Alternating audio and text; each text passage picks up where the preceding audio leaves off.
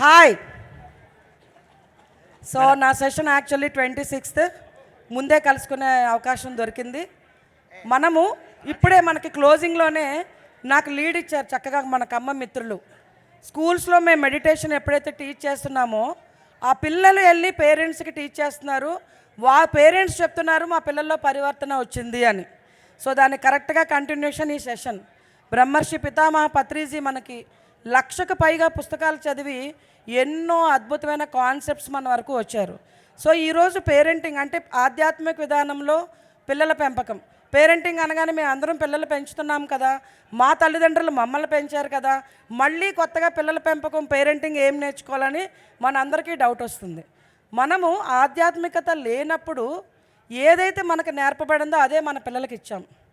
ఎప్పుడైతే మనం మెడిటేషన్ చేసి సరైన పుస్తకాలు తీసుకొని జ్ఞానం తీసుకుంటామో, నేనెవరు అని మనం తెలుసుకుంటామో, ఆ ఆనందాన్ని వైభోగాన్ని పిల్లలకి ఆ స్వేచ్ఛని మనము ఇచ్చే నిజమైన తల్లిదండ్రులు అవుతున్నాం. సో బ్రహ్మర్షి పితామహ పత్రిజీ ఎన్నో బుక్స్ వారు చదవడం వల్ల చక్కగా ఒక 11 పాయింట్లుగా ఆయన సరి అయిన పిల్లల పెంపకాన్ని ఇచ్చారు. ఇది పత్రిజీ ధ్యాన మహాయాగం కనుక ఈరోజు మనం ఆ కాన్సెప్ట్నే మనం చెప్పుకుందాం. So PPT please.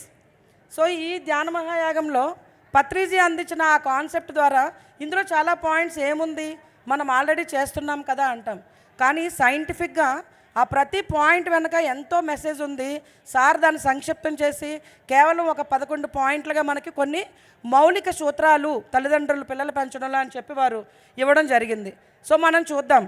సో మొదటి పాయింట్గా సార్ మనకి ఏం చెప్పారంటే, శిశువులకు చిన్నప్పుడే సరి అయిన ఆహారం ఇవ్వాలి, అది కూడా కేవలం శాకాహారం మాత్రమే ఇవ్వాలి అని వారు తెలియజేశారు. సో శిశు అవస్థలోనే ఎందుకు మనం సరి అయిన ఆహారం శాకాహారమే ఇవ్వాలి? తల్లిదండ్రులుగా మనం ఏ ఆహారం ఇస్తే అదే పిల్లలు అమృతాహారము దైవాహారం అని వాళ్ళు స్వీకరిస్తారు. ఒకసారి వాళ్ళకి ఒక ఏజ్ వచ్చిన తర్వాత మనం ఎన్ని ఇంట్రడ్యూస్ చేసినా వాళ్ళు దానికి అలవాటు పడిపోతారు. ఇప్పుడు మనం చూసాము, మనకు సైంటిఫిక్గా తెలుసు ఎందుకు శాకాహారమే ఈ శరీరానికి సరైనది ఇవన్నీ అని. సో సార్ ఏం చెప్తారంటే, వెరైటీ ఆఫ్ ఫుడ్ మనం చిన్నప్పటి నుంచే వాళ్ళకి ఎప్పుడైతే ఈ శాకాహారాన్ని అలవాటు చేశామో వారు దాన్ని తీసుకుంటారని. కొంతమంది పేరెంట్స్ నన్ను అడుగుతారు, మేము ఎంతో చక్కగా పిల్లలకు చెప్తామండి, వాళ్ళు ఇంజనీరింగ్కి వచ్చాకో దేనికో వెళ్ళాకో నాన్ వెజిటేరియన్ తింటున్నారు, మరి మీ పాపకి ఎలా తను ఎక్కడో బయటే చదువుతుంది ఇంటర్ నుంచి ఎలా ఉన్నారు, మీరు ఏం చెప్తారు మేడం అని అడిగాను. అడిగితే ఆమె ఏం చెప్పారంటే, మనం బ్రాహ్మణులు కాబట్టి నాన్ వెజిటేరియన్ తినకూడదు, లేకపోతే వైశ్యులు కాబట్టి తినకూడదు, కానీ మనము ఇప్పుడు ఆధ్యాత్మిక తల్లిదండ్రులుగా ఏం చెప్తున్నాము, హింసతో కూడిన ఆహారాన్ని స్వీకరించవద్దు అని చెప్తున్నాం.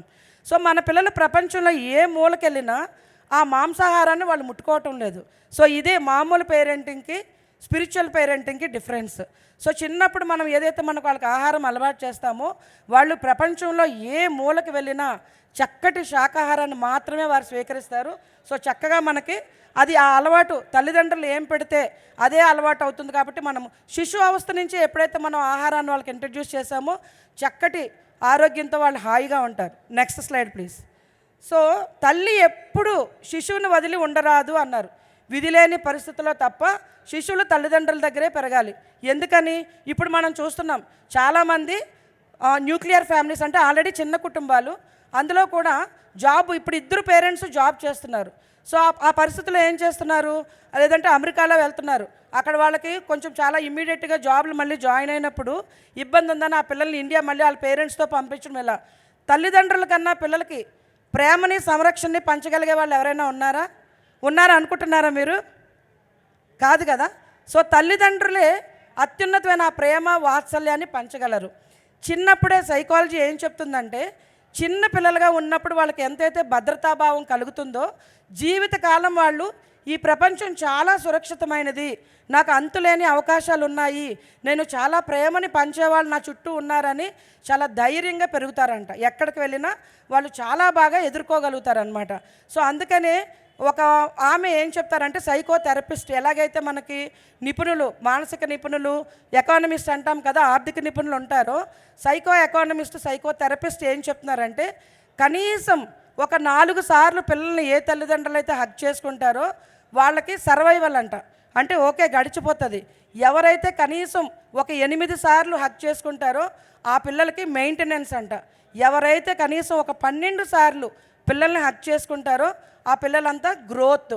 అంటే వాళ్ళు కౌన్సిలర్స్ దగ్గరికి వెళ్ళాల్సిన అవసరం కానీ, డాక్టర్స్ దగ్గరికి వెళ్ళాల్సిన అవసరం కానీ లేకుండా వాళ్ళు చాలా చాలా సురక్షితంగా ఆ భద్రతాభావాన్ని మొదటి 5 సంవత్సరాలు తల్లితోటి తండ్రితోటే అటాచ్మెంట్ ఉంటుంది. అందుకని విధిలేని పరిస్థితుల్లో తప్ప ఎప్పుడు కూడా వదలకూడదు. పూర్వకాలం చూడండి, రాజులు పిల్లల్ని విద్యాభ్యాసం పంపించాలన్నా 10-12 వేళ్ల వరకు వాళ్ళ దగ్గర పెట్టుకొని అప్పుడు గురుకులాలకి పంపించేవాళ్ళు. ఎందుకు? అప్పటి వరకు వాళ్ళకి ఆ ప్రేమ సంరక్షణ కుటుంబం నుంచే అందాలి అని. సో నెక్స్ట్ స్లైడ్ చూద్దాం. సో ఇలాంటి స్థితుల్లో మనం ఇప్పుడు ఎవరైనా మన చుట్టూ మన సెంటర్కి వచ్చేవాళ్ళు కానీ ఎవరైనా చేస్తూ ఉంటే ఈ నాలెడ్జ్ మనకు తెలియడం వల్ల వాళ్ళకి మనం నేర్పించగలుగుతాం. థర్డ్ పాయింట్, బాల్యావస్థలో ప్రవేశిస్తూనే నూతన బాలబాలికలకు బ్రహ్మజ్ఞానం ప్రబోధించాలి, వారి చేత ధ్యానాభ్యాసం చేయించాలి, వారి ధ్యాన అనుభవాలను శ్రద్ధతో వినాలి. చాలామంది పేరెంట్స్ మొబైల్ చూస్తున్నాం, ఫోన్ మాట్లాడుతున్నాం, నువ్వు ధ్యానం చేయని చెప్తారు. చేస్తారా మన పిల్లలు?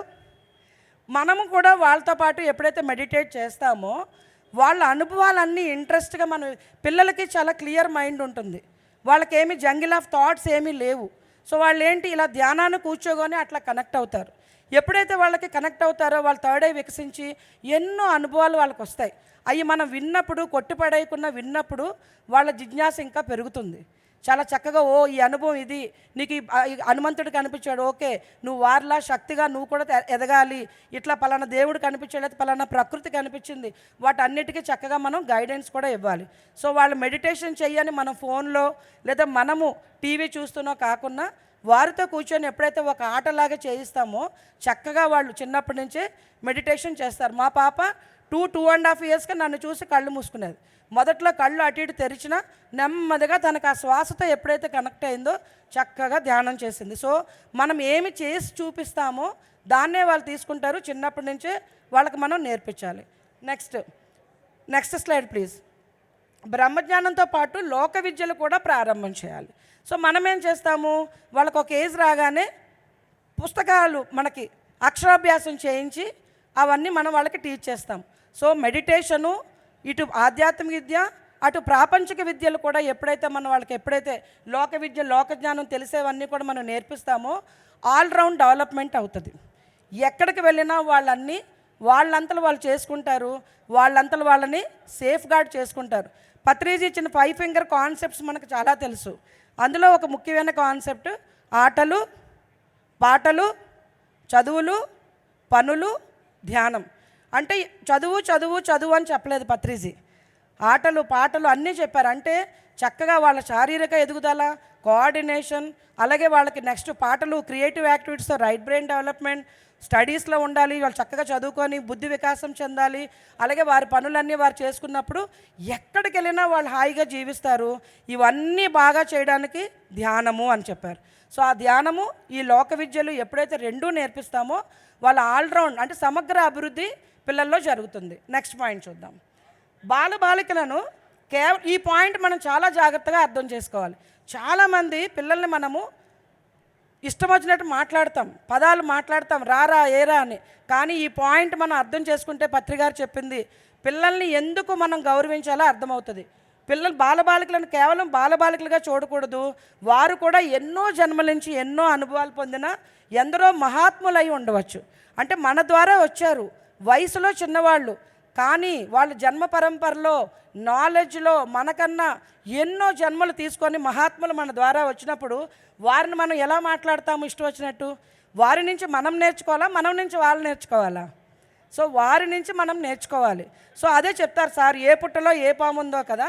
సో వాళ్ళలో ప్రథమ మానవ జన్మల్లో ఉండేవాళ్ళు తక్కువ, చాలా వరకు ఎన్నో జన్మలు ఎత్తి పుట్టినవారు అని సార్ చెప్తున్నారు.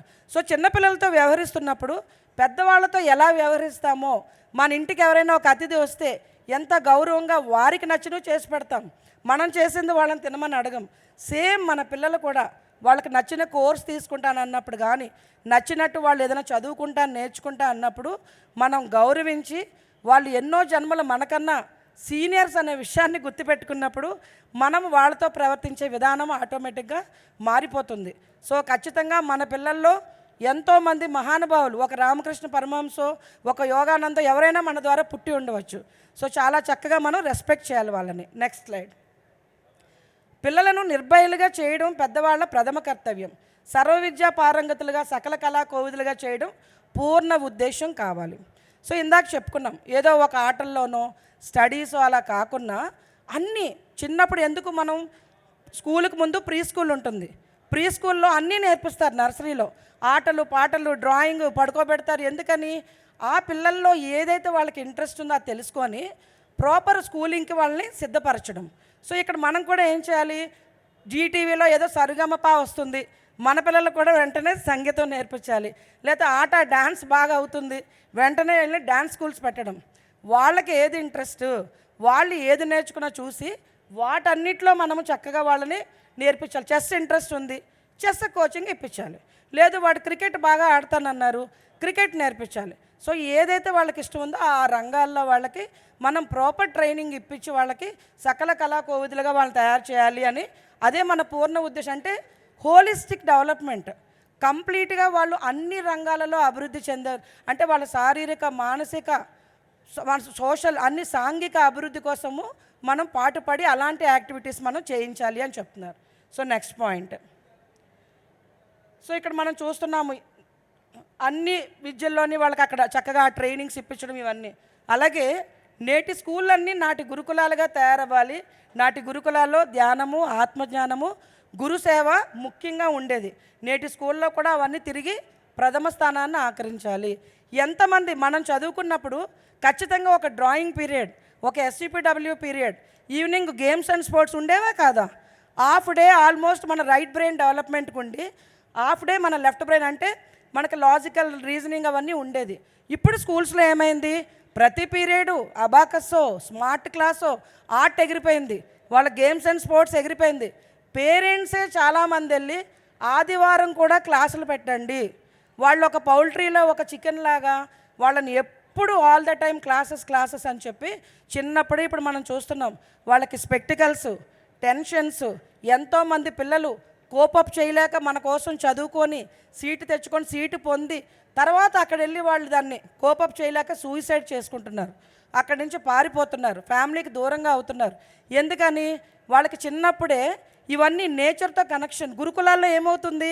ప్రకృతిలో ఉండడం. రాజులకి ఎంతో ఉంది కదా, వాళ్ళకి ఎన్నో డబ్బులు ఉండి కూడా ఖచ్చితంగా గురుకులాలకే పంపించేవాళ్ళు పిల్లల్ని.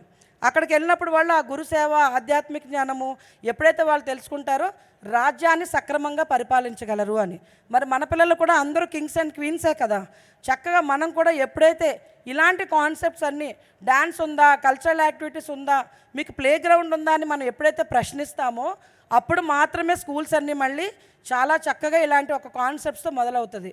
సో మనం అడగాలి, ఇవాళ గవర్నమెంట్ స్కూల్స్లోనే చక్కగా ప్లే గ్రౌండ్ అవన్నీ ఉంది, కానీ మనం బెస్ట్ ఎడ్యుకేషన్ అనుకొని బిల్డింగ్స్ చూస్తాం, ఏసీ ఉందా లేదా చూస్తాం. అది కాదు చూడాల్సింది, అక్కడ నేచర్ ఉందా, వాళ్ళకి అన్నీ ఇలాంటి టీచింగ్స్ ఉందా అన్నది మనం చూసి మళ్ళీ స్కూల్స్ అన్నీ ఇలా తయారవ్వాలని మనం కంకణం కట్టుకోవాలి పిరమిడ్ మాస్టర్స్గా. Next slides. పిల్లలు కోకొల్లలుగా ప్రశ్నలు వేస్తారు. ప్రశ్నలకు సరైన సమాధానం తెలిస్తే ఇవ్వాలి, తమకు తెలియకపోతే తెలిసిన వాళ్ళ దగ్గరికి పంపాలి. అంతేగాని వాళ్ళ జ్ఞాన పిపాస మీద పేడ నీళ్ళు చల్లకూడదు. చాలాసార్లు చిన్నప్పుడు నేను కూడా అడిగేదాన్ని, మా ఇంట్లో మాంసాహారం తినేవాళ్ళు మన కులంలో తినాలి అని. ఆదివారము, మంగళవారం, బుధవారం వస్తే మార్నింగ్ బ్రేక్ఫాస్ట్లోకే ఉండాలి. నెక్స్ట్ డేస్లో ఫ్రిడ్జ్లోంచి ఎగ్ కూడా తీసేది. నా చిన్న బ్రెయిన్కి బోల్డ్ డౌట్, దేవుడు సర్వాంతర్యామని ఆవిడే చెప్తున్నారు, నిరంతరం ఉంటాడని చెప్తున్నారు. మరి దేవుడి గది గడేసి వంటగదిలో తింటే దేవుడు ఉండడా? ఆ రోజు ఆదివారం తప్పైనది, సోమవారం తప్పైనది ఆదివారం ఎలా రైట్ అవుతుంది? ఆ రోజు నాన్ వెజ్ ఎలా తింటాము? కానీ అధికారం ఉంది కాబట్టి ఒక దెబ్బేసి ఎప్పుడు ప్రశ్నలు పుట్ట అని ఆ హింస నాకు చేసి వాళ్ళకి ఆధ్యాత్మిక జ్ఞానం లేకపోవడం వల్ల మాంసాహారమే బలమైన ఆహారం అనుకుని నాకు పెట్టడం మొదలుపెట్టారు. అప్పుడు ఏమయ్యాను? రక్తం మరిగిన పులిలాగా అన్ని రోజులు తినడం మొదలుపెట్టాను. ఈ 3 రోజులు తింటే దేవుడేమో అనట్లేదు కాబట్టి ప్రతిరోజు తినొచ్చు అని. మళ్ళీ నాకు ఈ ధ్యానం పరిచయం అయినప్పుడు మళ్ళీ నేను ఒక మానవ రూపంలో జీవించడం మొదలుపెట్టాను. సో తల్లిదండ్రులే ఇన్ఫ్లుయెన్సర్స్. ఏ రకంగా అయినా మనము ఏదైతే జీవించి చూపిస్తామో, ఏది పదే పదే మనం వాళ్ళ ముందు ప్రవర్తన చేస్తామో దాన్నే నేర్చుకుంటారు. కాబట్టి మనము వాళ్ళు ఏదైనా ప్రశ్నలు వేస్తే, ఇప్పుడు ఐన్స్టీన్ని, న్యూటన్ని వాళ్ళ పేరెంట్స్ అలాగే అడిగారు అనుకోండి, ఆయన యాపిల్ ఎందుకు కిందకు పడుతుంది అనే జిజ్ఞాస ఉండి పరిశోధన చేస్తేనే ఈరోజు మనకి గురుత్వాకర్షణ ప్రిన్సిపల్ వచ్చింది. వాళ్ళ తల్లిదండ్రులు కూడా వెళ్ళి చూసుకోండిరా, నీకు యాపిల్ కింద పడితే నీకేంటి, పైకి ఎగిరితే నీకేంటి అని ఉంటే ఈరోజు మనకు ఆ సిద్ధాంతం వచ్చి ఉండేదా? ఆ స్వేచ్ఛను ఇవ్వకపోతే జరిగి ఉండేదా? థామస్ అల్వా ఎడిషన్ స్టోరీ మన అందరికీ తెలుసు. 1000 సార్లు ఆయన బల్బు కనుక్కునే ముందు ఫెయిల్ అయ్యాడు. కానీ ఏ రోజు కూడా ఆ తల్లిదండ్రులు నువ్వు వేస్ట్ చేస్తాను అనుకున్నా, ఇన్ఫ్యాక్ట్ స్కూల్ నుంచి వాళ్ళు పంపించేస్తారు ఆయన కొంచెం మందబుద్ధి ఉందని. కానీ ఆ తల్లి బిలీవ్ చేయదు. నువ్వు చాలా ఇంటెలిజెంట్ అంట, నీకు టీచ్ చేసే అంత తెలివితేటలు స్కూల్లో లేకపోవడం వల్ల నిన్ను స్కూల్కి పంపొద్దన్నారని రివర్స్ చేసి అబద్ధం చెప్తుంది. కానీ ఆ లెటర్లో ఏముంటుంది, మీ పిల్లవాడు కొంచెం పిచ్చి, వాడిని మేము టాలరేట్ చేయలేము, రేపటి నుంచి స్కూల్కి పంపొద్దు అని రాస్తారు వాళ్ళు. కానీ ఆవిడ నమ్మింది, ఆ పిల్లల్లో ఉన్న డిఫరెంట్ ఎబిలిటీని గుర్తించింది. 1000 సార్లు ఆయన ఫెయిల్ అయినా ఎంకరేజ్ చేసింది.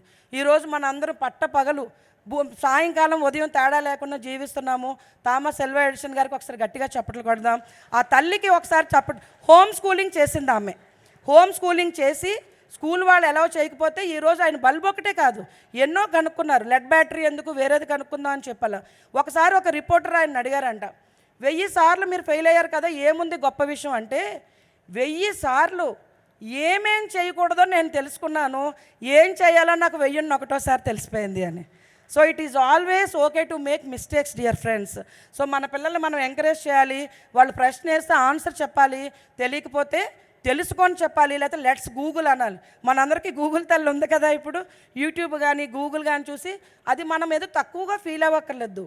అందరికీ అన్ని విషయాలు తెలియాల్సిన అవసరం లేదు కదా, తెలియకపోతే తెలుసుకుంటానని చెప్పాలి. కానీ అధికారం ఉంది కదా అని వాళ్ళని మనం నోరు మూయించకూడదు. చాలా చాలా ఐన్స్టీన్ చెప్తాడు, I'm not so intelligent but I'm passionately curious. అంటే నేనేం పెద్ద మీరు అనుకున్నట్టు ఐక్యూ తెలివితేటల వల్ల కనిపెట్టలేదు, జిజ్ఞాస, ఒక క్యూరియాసిటీ, తెలుసుకోవాలన్న ఉత్సుకత నాలో ఏదైతే ఉందో అదే నా చేత ఇన్ని ఇన్వెన్షన్స్ చేయించింది అని చెప్పారు గ్రేట్ సైంటిస్ట్ ఐన్స్టీన్.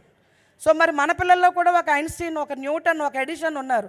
వాళ్ళకి మనం ఆపర్చునిటీ ఇచ్చి వాళ్ళు అడిగిన ప్రశ్నలకు ఆన్సర్స్ ఇచ్చి సరైన సమాధానం చెప్పినప్పుడు మన పిల్లల్లో ఉన్న సైంటిస్ట్ని కూడా మనం బయటకు తీయచ్చు. Next slide. పిల్లల్లో పోటీతత్వంతో పాటు పోటీ లేని తత్వం కూడా సరి సమానంగా వృద్ధి చెందాలి. కాంపిటీషన్ ఎవరితో పెట్టాలి? పోటీ వారితో వారికి పోటీ పెట్టాలి. 40% మార్క్స్ నాకు లాస్ట్ టైం వచ్చాయి, మనం వాళ్ళకి ఏం చెప్పాలి? 60%, 80% తెచ్చుకోవడానికి ఏం చేయాలో చెప్పాలి. పక్కవాడికి 90 వచ్చింది, నువ్వు ఎందుకు తెచ్చుకోలేకపోయావు అంటే వాడు ఎప్పుడు 40లో ఉంటాడు. మనం ఏమడుగుతాం, వాడు ఇప్పుడు నెక్స్ట్ టైం హాఫ్ ఇయర్లీలో ఒక 20% పెరిగింది, 40 నుంచి 60కి వెళ్ళాడని మనం చూడం. క్లాస్ హైయెస్ట్ ఎంత, ఆ సబ్జెక్ట్లో ఎంత వచ్చింది? 90%. మరి నీకెందుకు రాలేదు? వెంటనే కంపారిజన్ చేస్తాం. అక్కడ కంపారిజన్ ఏంటి? 40 నుంచి 60కి వెళ్ళాడు, నాన్న నువ్వు బాగా చదివితే 60%కి వచ్చావు కదా, మరి కొంచెం ప్రయత్నం చేస్తే నువ్వు కూడా 80, 90 తెచ్చుకోవాలని ఆ 20, 30 గ్యాప్ ఎప్పుడైతే చూపిస్తామో వాళ్ళు చక్కగా ప్రయత్నిస్తారు. కానీ మనం ఆ పెద్ద గ్యాప్ మనం చూపిస్తాం, హయ్యర్ వాళ్ళతో స్టాండర్డ్ పెడతాం. దీనివల్ల ఏమవుతుంది? గెలుపు గుర్రాలు. ఇవాళ స్కూల్స్లో మనం చూస్తున్నాం, పేరు తీయక్కర్లేదు, మీ అందరికీ తెలుసు. ఆ 2 ఇన్స్టిట్యూట్స్ ర్యాంక్ 1, 1, 1, 2, 2, 2. ఆ గెలుపు గుర్రాలే కావాలి. చాంప్స్, ఐఐటి చాంప్స్, వాళ్ళ మీద ముద్ర, ఒక ఎగ్జామ్ పెట్టి నువ్వు ఇంతే నీ స్టాండర్డ్, నువ్వు ఛాంపియన్ అవ్వగలవు, నువ్వు అవ్వలేవు. ఎంతోమంది పిల్లలు నాకు తెలిసి 10th ఫెయిల్ అయిన వాళ్ళు కూడా మెడిసిన్, ఇంజనీరింగ్ సీట్స్ కొట్టిన వాళ్ళు ఉన్నారు. ఎప్పుడు? సరైన గైడెన్స్ వాళ్ళకి లభించినప్పుడు. కానీ అక్కడ ఏం చేస్తారు, ఒక ఎంట్రన్స్ పెట్టి 10th తర్వాత నువ్వు ఇంతే అన్నట్టు వాళ్ళు ఛాంపియన్స్ ఇట్లా చేసి కేటగరైజ్ చేస్తారు.